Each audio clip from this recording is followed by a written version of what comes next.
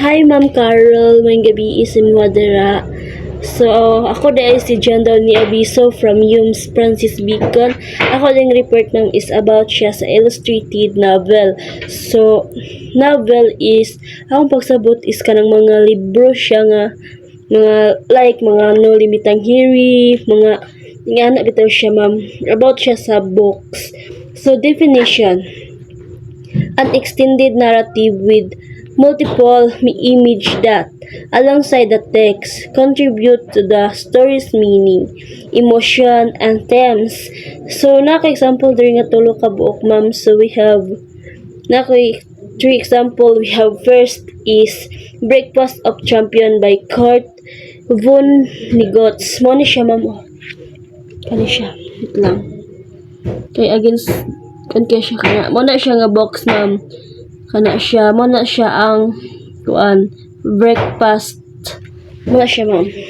So ayon kay Kurt is features that other authors distinctive archetypical drawing that add others layer to the critical stories. So ikaduha na ho nga kuan ma'am is kini siya ma'am, si Atmospheric Disturbances by Revka Kalchin. So mo ni siya ma'am, mo na siya katong libro ni Dr. Jose Rizal, kana siya mo na siya ma'am, mo na siya ang katong libro, mo na nga libro nga si mo na ang Atmospheric. So ayan kay Revka Galchin is integrates illustration of abstract form and diagram that mirror that mean characters psychological states. So muna kung ikaduhang nga example.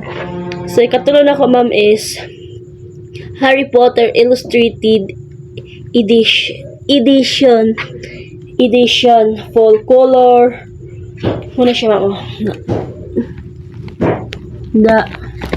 Grabe gid siya color ma'am, as in di gid siya maka kuan ma'am, kay grabe gid ang color good, mura gid siya gi full gid siya color ayon sa kay Harry Potter. So full color edition for extensive artwork by artists like Jim Kay, bringing the magical world to life visually. And that's all. Thank you. Bye bye ma'am. Good evening.